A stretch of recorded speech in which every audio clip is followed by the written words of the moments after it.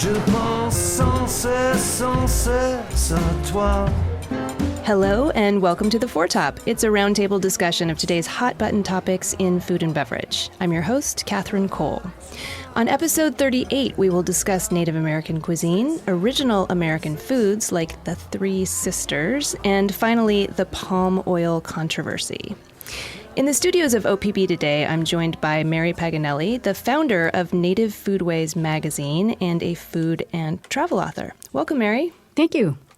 And Heather Arndt Anderson, a botanist, food historian, and culinary author. Hello, Heather. Hi, Catherine. And Virginia Gewin, a journalist covering food security and crop diversity for publications such as Nature, Scientific American, and Discover. Hi, Virginia. Hey, Catherine.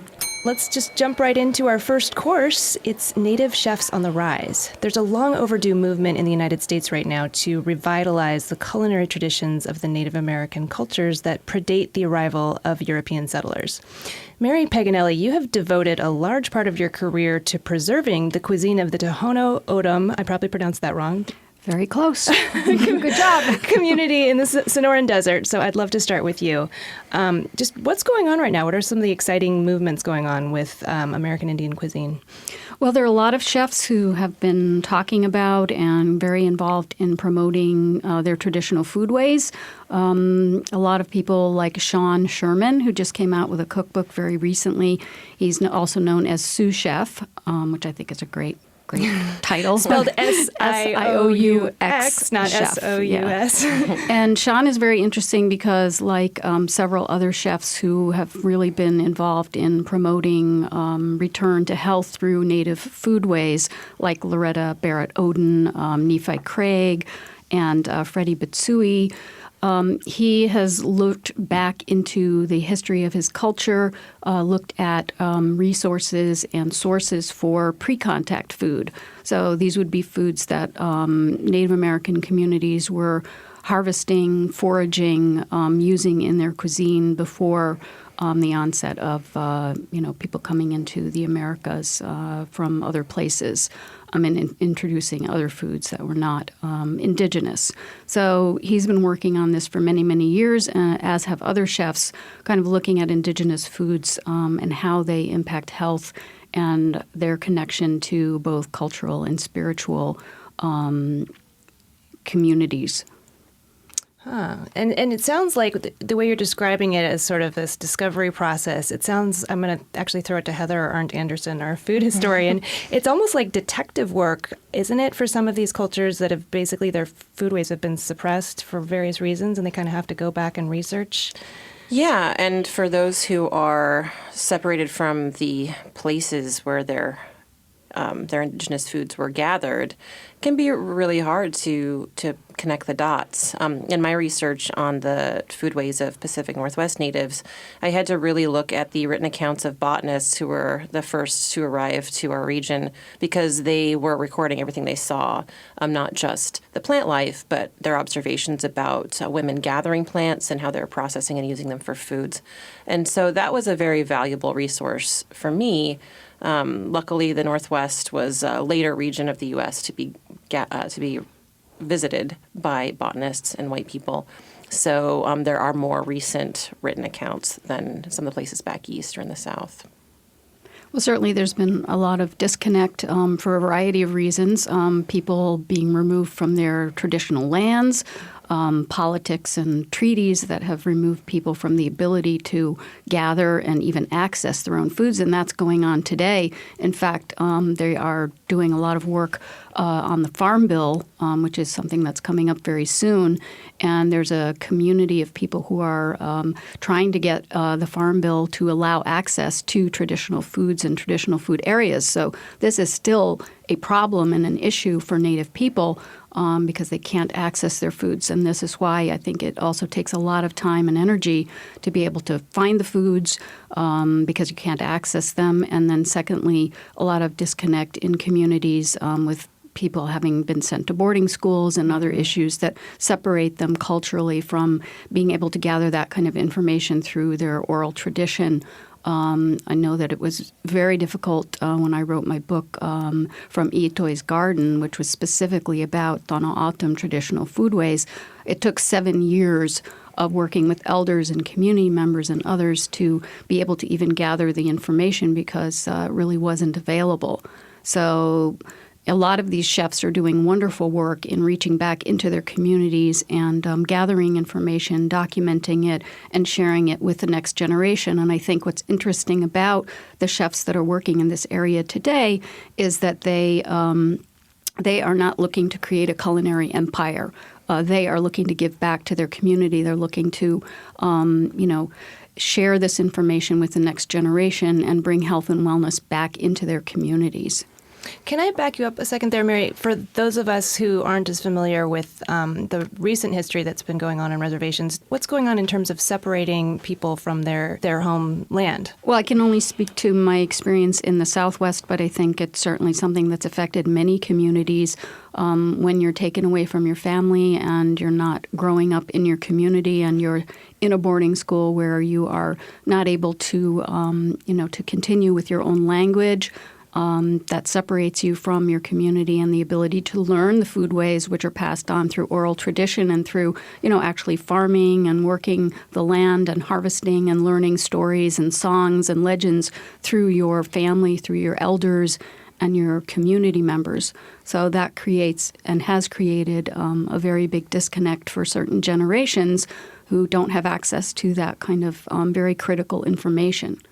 Mary, were the boarding schools originally set up to sort of train Indian children into assimilation? Like at the Chemehuah school, the Indian school in Salem, has had something of a reputation for being an acculturation program, basically. Has that been your experience with your work in other parts of the U.S.? Certainly just through working with Frances Manuel, who is my mentor, Donna Autumn Elder, who grew up with her grandparents and then was removed to boarding school and told me her personal stories about not being able to continue with her language. And certainly the idea was to train people to take on, in her case, domestic work and to, really erase every cultural piece that was possible. This is through her story that she shared with me. And I think that that's something that has certainly happened across the board.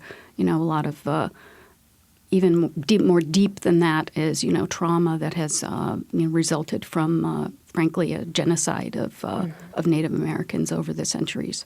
Yeah, absolutely. This all seems sort of just so obvious that we should be preserving these traditions, preserving these native foods, just supporting these native cultures, and it's just sort of like mind-blowing that we... Well, and another challenge that certainly faced here in the Pacific Northwest is that some of the native and traditional foods are literally endangered species. Salmon and Pacific lamprey and whales in the Modoc region. They're running out of food because it's being over-harvested by everybody, or the habitats are being so impacted that these foods can't rebound. Definitely, a lack of access is certainly key. I mean, I met a chef when I first arrived here who was working out in Lincoln City and had worked very hard. In Oregon, yes, sorry. In Oregon, and he was very interested in bringing traditional foods from the Northwest into his menu at a casino. And he had been very successful in finding ways to bring in tribally harvested and gathered salmon in particular, but he couldn't expand the menu because his community did not have enough access to their traditional foods to bring in so that he could expand the menu. And I think that's certainly something that's impacted a lot of the other chefs who are hoping or wanting to expand the kind of menus that they have available or bring those healthy foods back to their communities. There's a very big movement happening in Alaska where they've been very successful in bringing traditional foods into elder homes and into the schools, and I think that movement is really exciting. Virginia, I have a question for you. You travel all over the world to study agriculture. Often there are grants out there, there's funding. Do you see that there's a lot of funding out there for research into our own country's foods, or is it? No. No. Short answer. I mean, what's really a tragedy, the little bit that I've looked at native foods in the U.S. is that a lot of these are wild species that are unbelievably climate hardy, and we will need them in the future. I mean, these are species like mesquite and some of these other tuber crops that thrive in dry, hot conditions and would be fantastic to rely on just for nutrition and just the hardiness in those climates. But, they are dwindling. A lot of numbers are dwindling, and it's hard. We really haven't domesticated them. They're not anything that we've learned to cultivate widely. So in the wild, they're disappearing. So, it's kind of a travesty on many fronts. I think it's ironic, too. I mean, that foods that we've tried to erase from native cultures may be just the foods that can save us all in this time of climate change. Yeah. If climate change is real. And it just seems crazy. Yeah, Very good one, Mary. Sorry, I had to say that. Well, and it just seems crazy that we can walk out in any city like Portland or, New York or San Francisco, wherever you are, and get any cuisine from anywhere in the world, Tibetan, Nepalese, any country in Africa. And we can't find very much, if any, Native American cuisine. I mean, it seems just nuts. And, this chef that we've mentioned, I think, a little earlier, Sean Sherman, the Sioux chef, I believe he did was it a Kickstarter? And it was the most profitable or most successful Kickstarter in history. Yep. So obviously people want to know what the native cuisine of this country is. And it just seems sort of crazy that it hasn't been out in the world previously. Well, so Mary, actually, can I jump in? What are some of the, the dishes that you think would resonate with, the broader Americans as far as, that are quintessential Native American, but that, really would, intrigue people today? Wow. I think that's a very hard question to answer because just as in, take Italy, for example, everything is regional. I mean, there's not one dish, in my opinion, and I'm not a Native American, but just based on my experience of not only working in the Tohono community, but through the magazine, connecting with many communities, there's really not one dish. I mean, it really depends on, where in the country you are, even within certain tribal communities, such as the Tohono you have a huge land area that's part of their original lands. And so even within that, you have different types of foods and prepared different ways. So, I mean, you really need to look at it as unique to various regions. So it's very hard to answer that question. And I think that that is one of the problems is that, in order for these chefs who are interested in traditional foods to start a restaurant, not only do they need access, but they need funding, and there is an interest. But there's also some cultural things that I think have an effect in terms of, how much of this information do Native communities want to share. I mean, this is if traditional foods are only available in a limited way, do you open a restaurant and make those available to lots of people from whoever wants to come in, to eat them? Or do you concentrate on making those foods available to your community for health and wellness purposes? And I think that the chefs that I have worked with across the board would say, my community comes first. Mm-hmm. I would also, if I were a Native American, would feel like, no, I don't want to make one more thing for white people to take, frankly, Yeah, right. White people have taken plenty from Native people, and I think it would be perfectly acceptable. I mean, can you imagine the white outrage, though, if they tried to make it a Native-only restaurant? But yeah, asking a question like what is Native American food is like saying what is American food. I mean, we have a huge country, and people settled different areas at different times. And well, sadly, most people would say fry bread, which is actually not a Native American It's dish made with and wheat. is super unhealthy. And that needs to change, obviously. Well, I think it's a good time to transition to our next topic, which is closely related to what we've been talking about. Although I do want to stop and say we were talking before we started recording about how ridiculous it is that we're all sitting here talking about Native American cuisine and we don't have anyone from the community in the room. So we hope to remedy that and revisit this topic again many times. I want to move on to our second course, which is Meet the Three Sisters. Foodies talk a lot about heritage grains and heirloom vegetables, but how many of them actually originated here? Heather Arndt Anderson, can you tell us which of the foods we eat were actually originally American? And then also, who are the three sisters? What are the three sisters? Well, the three sisters are beans, corn, and squash. And those are they are American foods. They're New World crops, as we call them. But they're not the only foods that the globe has embraced that come from the New World or from America. Chilies certainly have done an excellent job of inserting themselves into every cuisine of the world, and they are an American or New World crop. A lot of the nightshades, potatoes, of course, are from the Americas and were used by Native Americans in the southern part of the United States or in North America. But then, foods like salmon, camas, and wapato would be considered the three sisters of the Pacific Northwest. They didn't eat a lot of, they didn't have access to beans. They had different plants. In the Northeast, blueberries were just as important as huckleberries were out here.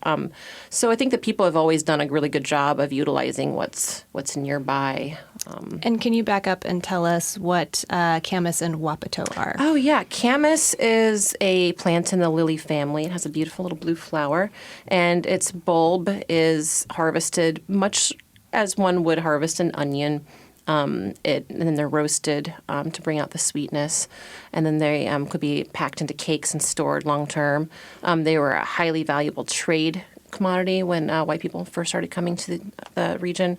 And then wapato is sort of like a potato. It's a plant, Sagittaria latifolia, grows in wetlands. Camas and wapato both grow in wet soils, actually, and obviously salmon grows in moisture as well. I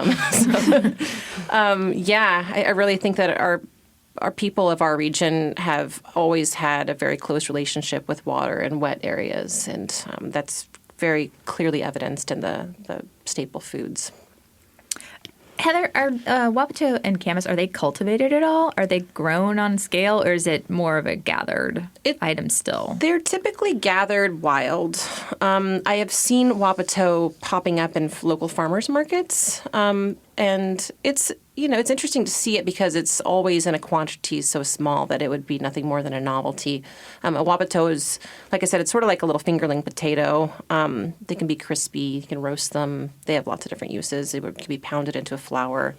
Sounds good. Yeah. Let's get some wapato farmers out there. Virginia, I feel like people feel like they're being so authentic when they're growing their heirloom tomatoes or their heirloom vegetables. But how many of these quote unquote heirloom plants actually come from other parts of the world? Most of them. There's this great map that actually a friend of mine, Colin Corey, did. He works for the USDA at the Fort Collins Gene Bank, our national gene bank that holds all of the different seeds of different varieties all over that are grown all over. And he put together this amazing map, which I highly recommend anyone that's interested Google. It's just origins and primary regions of diversity of agricultural crops, and it basically has the entire world and where all of the crops originated from. And when you look at it, one of the things that is striking is how North America has maybe 6 of the crops that, like, the origins are here in North America, I should say. And those are squash, strawberries, blueberries, grapes, and sunflowers. Grapes, that's interesting. Yeah, and that is it for North America. So, I mean, it's kind of a good thing that people came here bringing all their foods from all over because it really diversified the agriculture that we were capable of in the U.S. And we always, I always think of the U.S. as this agronomic powerhouse. We can grow anything, and it only because everyone brought their stuff here. I mean, a lot of, as Heather was saying, a lot of the crops that we depend on, corn and, even the good stuff like avocados, that all came from Central and South America and moved up north to North America. But on its own, North America had pretty much the fewest just diversity of the crops that we know and eat a lot of today. But is that because the peoples who are living here were foraging rather than growing? Does that make sense? There's some evidence that, in the Northwest anyways, that agriculture was not ignored. I mean, women tended camas patches and kept their huckleberry patches, set aside, and so that they were able to revisit places that they knew would be productive. But Mary, I'm sure, has a better idea. I'll try. I think what I can say is that, certainly people would forage and gather and hunt regionally.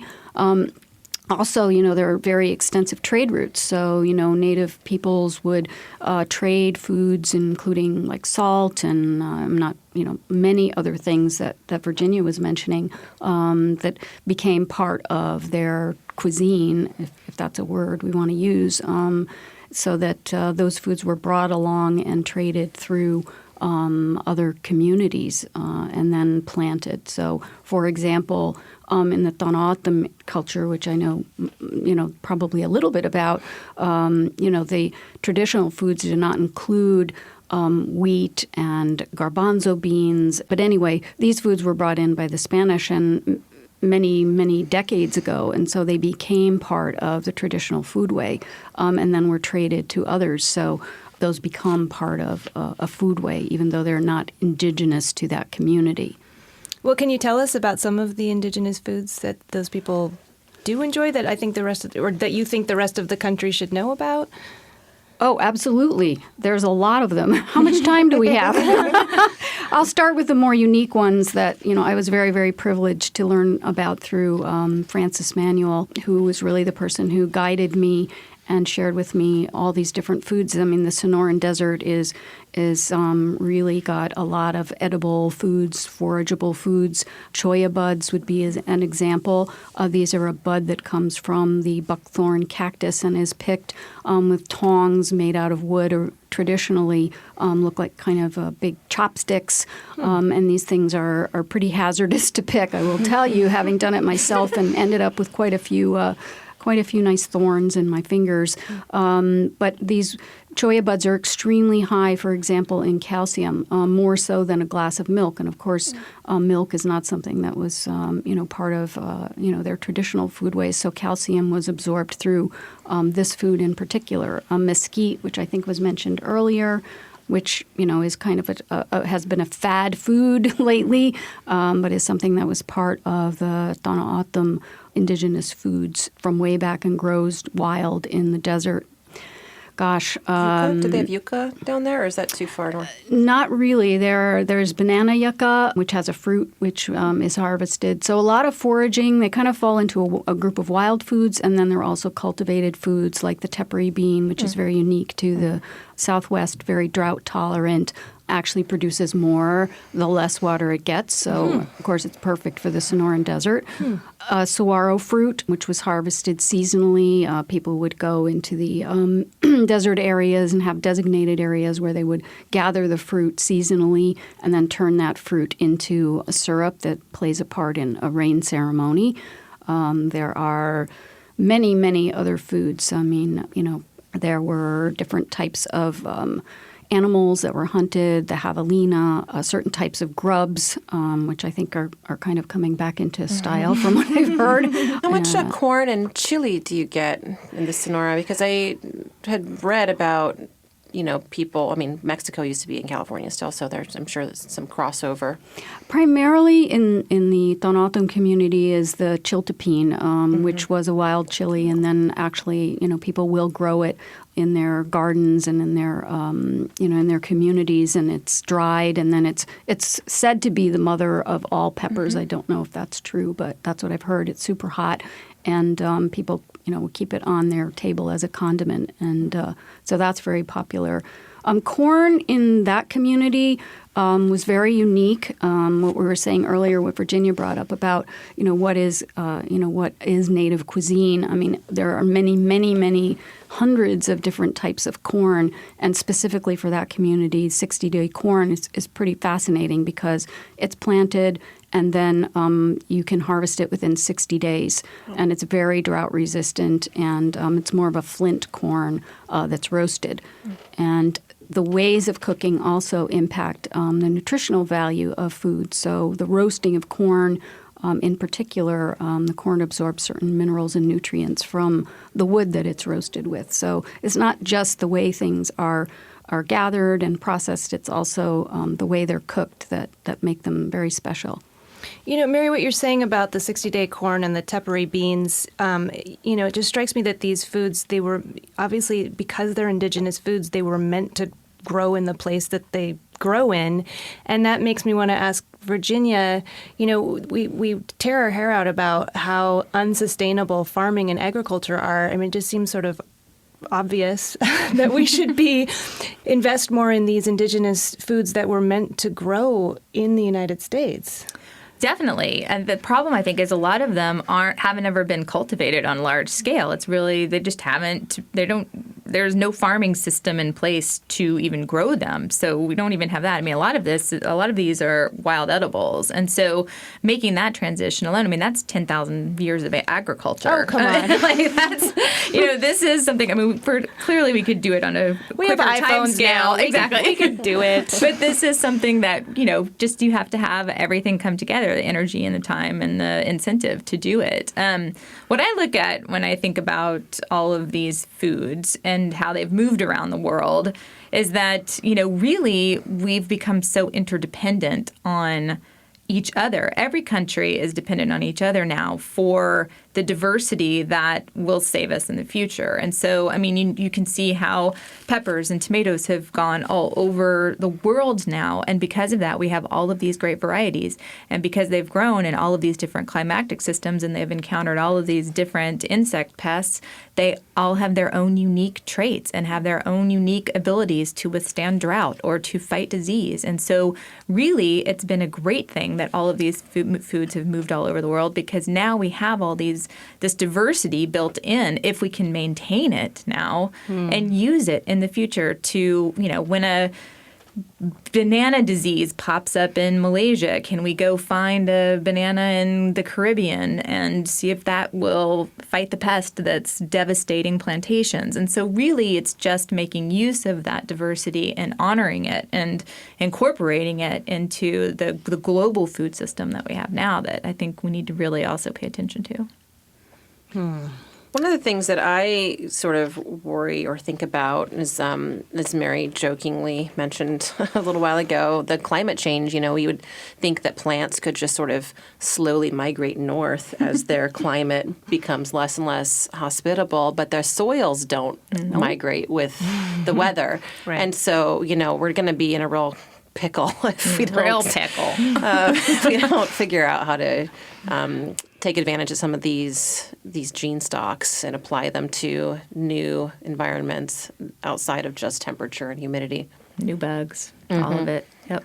Well, there is a movement within Native communities, traditional ecological knowledge, and a lot of the tribal colleges and other programs are gathering that kind of information from elders in the community, because who better to gather information from about what the impacts are of climate change than people who have experience with those plants and with the animals and with the seasons, who are connected with them in a very integral way, not just looking at a map or, checking the TV to see what the weather is, but, really on the ground, literally understanding Well, I almost don't want to go on to our third course, but we must. We must, because it's been in the news lately, the battle over palm oil, and kind of revisiting some of the themes we've been talking about already today.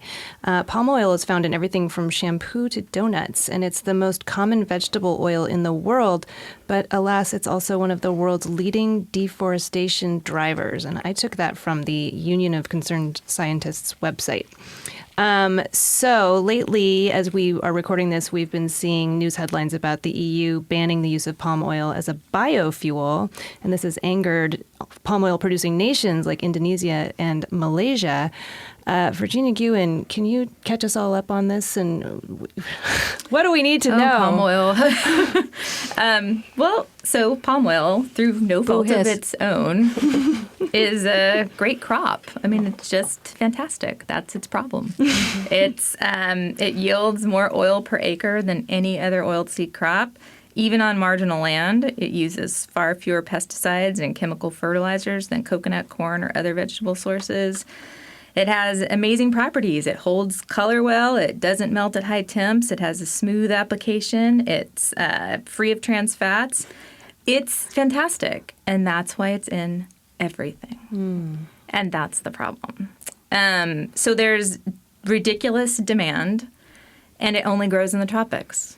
So these are undeveloped countries all around the equator that have land if they clear it, and they are clearing it to just absolutely devastate everything else that are in these lands. So, I mean, when you fly, I went to Malaysia a couple of years ago, and you fly in, and all you see is this ginormous canopy of huge palms that just radiate in every direction, and it's just the only thing that you see. And it has taken over everything. Indonesia and Malaysia are the top two producers. They, going back to our last segment, looking at the map of diversity and origins of crops, the places that have the most diversity are Asia. I mean, like, that whole region has everything. And so we're losing wild foods. We're losing all of this area. Orangutans' habitat has just been devastated to make room for palm oil. So, I mean, that's the issue, and that's why it's so intractable. That's why it's so hard to do anything, because it's in shampoo, it's in biofuel, it's in lipstick, it's in every shelf-ready product that's available. Walking through Trader Joe's, you can pretty much look at the back, and palm oil's in every single thing in there because our demand for convenience items has just fed into this global demand for this really amazing crop. I mean, I hate that palm oil gets demonized, because it's not the plant's fault that it has this, produces this amazing product really well and really without much environmental impact, unless you clear half the world to plant it. And in terms of it being shelf stable, does that have anything to do with the fact, I feel like it really started rising up with the trans fat controversy, and so trans fats had to be replaced by something, and palm oil was it. And palm oil, because they're both shelf stable, is that okay? Yes. Is it healthy for us? It's like olive oil. I mean, it's not unhealthy. It's definitely, I mean, demand is only going to grow because it is going to be the replacement for trans fats, which the USDA has now banned from American products. So demand's only going to increase. I've been worrying that I didn't realize the magnitude to which it has been just incorporated into everything. But when I think about African cuisine and the use, they call it dende, and they use it as a staple cooking fat. So I worry that if something horrible happens with palm oil, that cultures that have always relied on it as a cooking fuel or as a cooking oil fat are going to be in trouble, just like quinoa has sort of driven, South American people to clearing land to keep up with the global demand for it. Oh, well, they're clearing South American forests, too, for palm oil. Yeah. And it's coconut. not popping up there. It's coconut, not far behind, because it seems like white people really love coconut oil, too. They really, really do like it. I don't think that, coconut has actually an issue. There's some concern about just the genetic diversity of coconut too. So that's actually, I think palm oil is in far better shape, honestly. I might be dating myself a little bit, but I remember in the 80s when tropical oils were just broadly considered really bad for you. What happened? Like, why are they the healthy superfoods now? It's crazy. Am I tripping? Do you guys remember I don't really remember that. Tropical oils were bad for All you? I can think of is suntan lotion. That's tropical. That's every, sunrise, every nutrition trend. Every 10 years they say, oh, we were wrong. Actually, Right. what we meant the opposite of what we said. Is it cheaper to produce? I mean, is that why it's being, It's just so much, it just yields so much. You just can't, nothing compares to it. I mean, by far, it's, so much more productive than anything else. And that's why, so classic example is Indonesia. Indonesia is wet, swampy forests. Those are called peatlands. That is what, a good chunk of Indonesia is. It was nothing. Those lands were worth nothing. If you're Indonesia and you have a burgeoning population and you need land, you drain the peatlands, you clear them. And peatlands have developed over thousands of years. They are just full of carbon, more than the Amazon. They are full of carbon. So you've drained a wetland. You've kept it dry. It's full of 3 feet of carbon. It is combustible. It just goes up in flames. And people, you still use slash and burn agriculture. So fires get out of control. And you may recall in 2015, there were these massive Indonesian fires that wouldn't stop for months. Haze, billions of dollars worth of damage. People died because the peat was on fire and they couldn't stop it. Have they been at least taking the peat to use as fuel like they did in, like Scotland? I don't know that. I think the tropics are much different than the temperate regions. I don't know that it's still just kind of, wet, decomposing. They may use it, but I don't think in the same way. It's so flammable. You'd think that they would use it instead of wood for cooking and for, they don't They really need may. for heating, but, Yeah. Can we go back to the orangutan? Because, I really didn't know too much about the whole palm oil thing until my 19-year-old son, Eric, pointed out to me that palm oil was in my favorite digestive biscuits. And I was really disappointed that I was going to have to throw those away, which I did, Eric. However, there's one thing to be, told, oh, well, you've got trees that are and land that's being slashed and this and that and the other thing.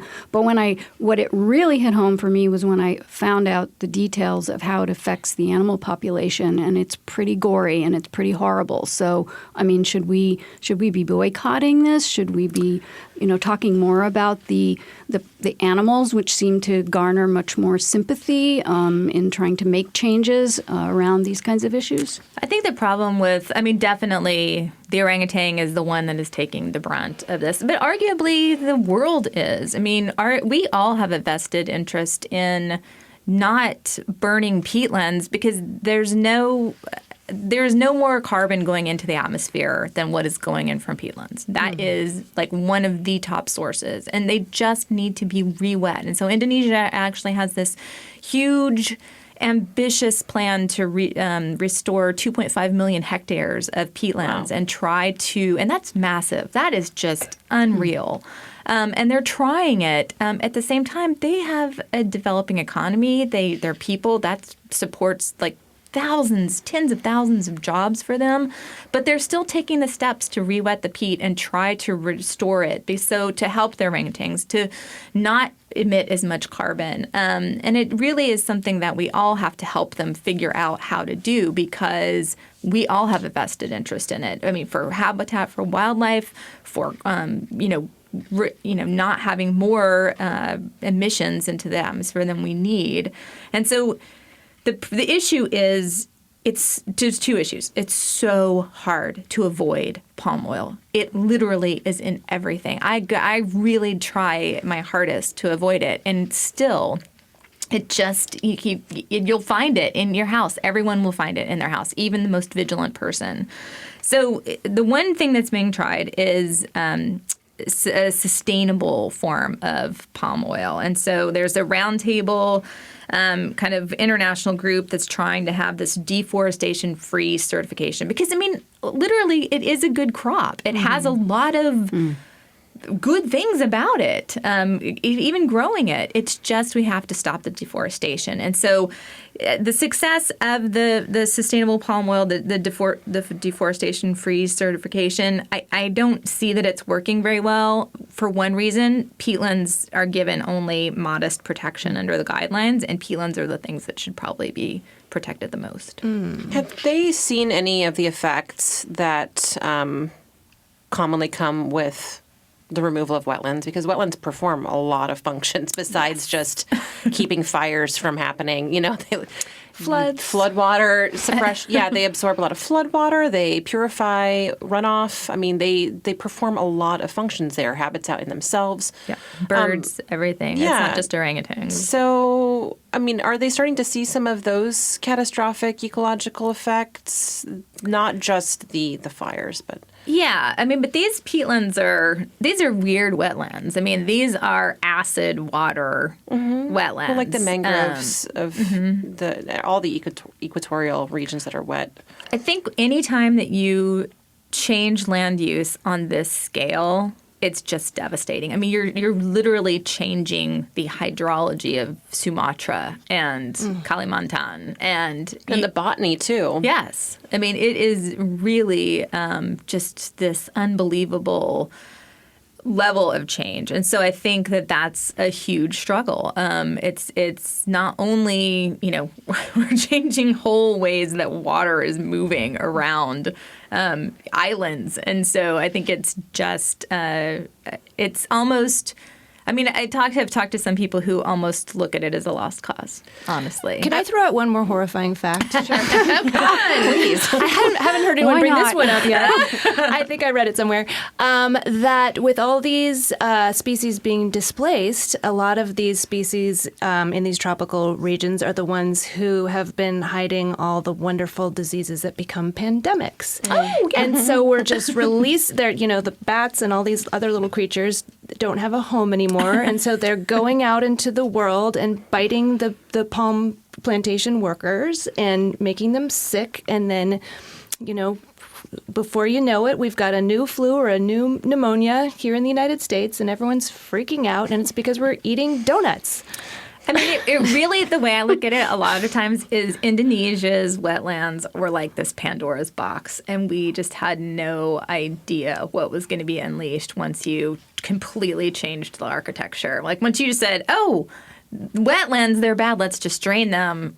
It just, all of this bad just started coming out. That and just happens here, continues. too. I mean, look at New Orleans. And, at best, they're doing away with the ecology that allows palms to grow. And so they're really shooting themselves in the foot because palms they're not going to hang with these dry, the soils are going to be wrecked, the humidity in the area is going to be gone, and palms are no longer going to grow there. And then what? What are they going to, what's their plan B? Well, and that's the whole problem with the restoration effort. I mean, it's really, it's going to be, these were thousands of years in the making, these wetlands. And so you drain them and they start emitting all of the carbon, and then the land starts to sink, and then the oceans come in with sea level rise, and then the whole land is worthless. I think it's really interesting to hear all the science and everything, but I think, a sad little baby orangutan, plastered on everything that has palm oil on it as you begin to put that really great donut in your mouth and you think, oh my God,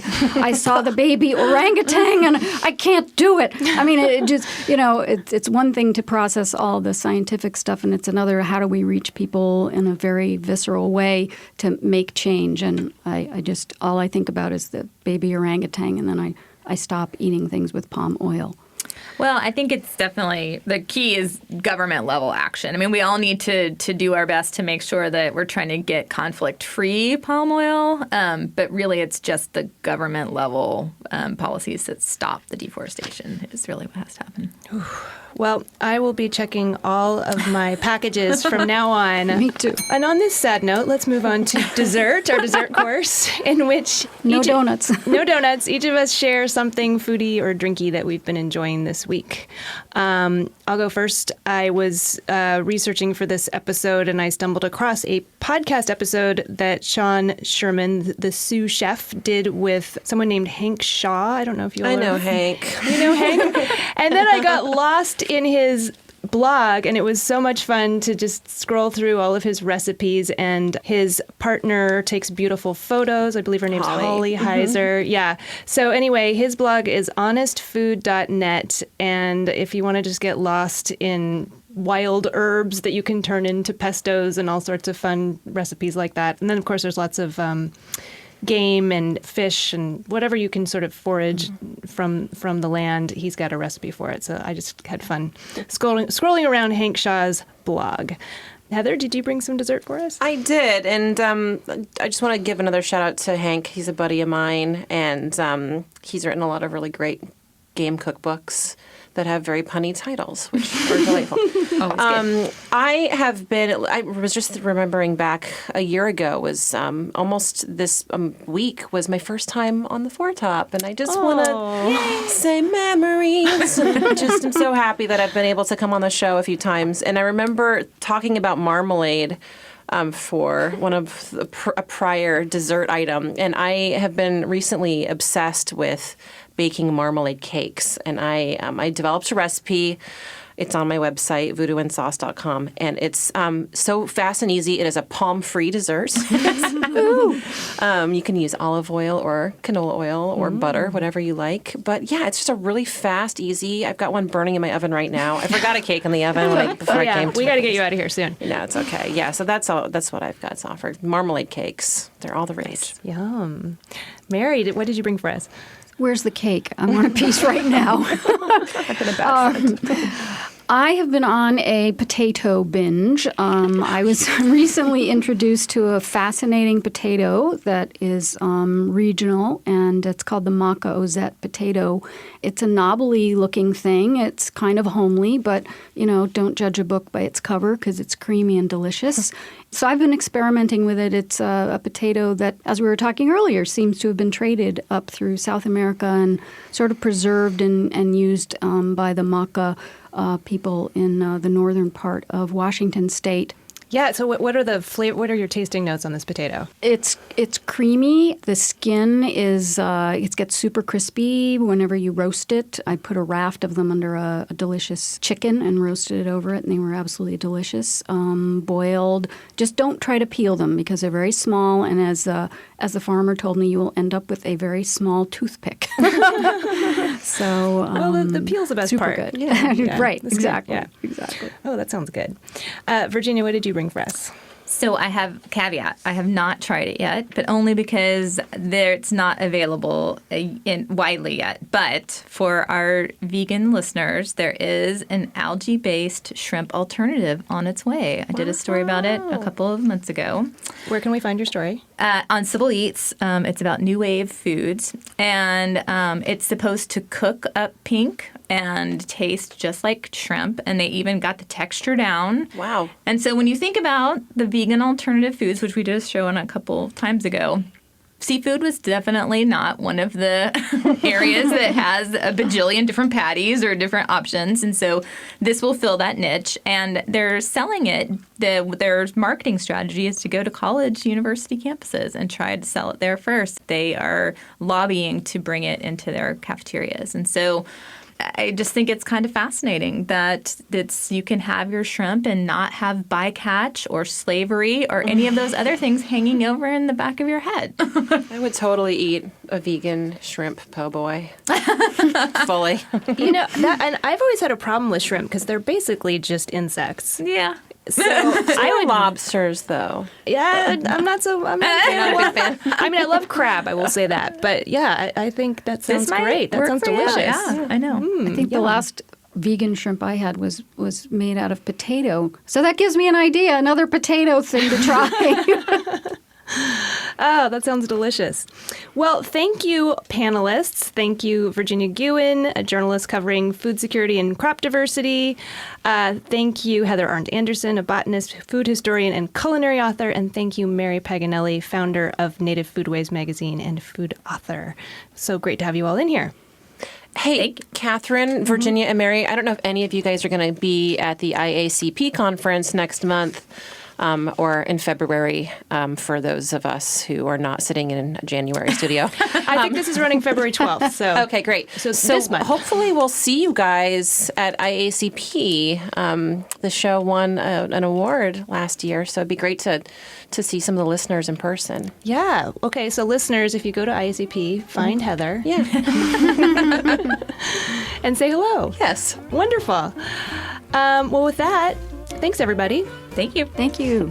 Today's episode was recorded in the high-fiber, protein-packed city of Portland, Oregon, in the studios of OPB.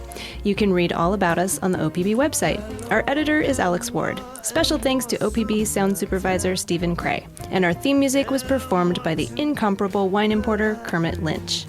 If you like our James Beard Award-winning show, please help us out. Rate us on iTunes, subscribe to The Four Top on your favorite podcast app, and tell your friends about us. You can tweet us at @4top, all one word, or visit our Facebook page and post your thoughts about the show. We'd love to hear from you. Bye-bye. Nuit blanche, nuit blanche, nuit blanche.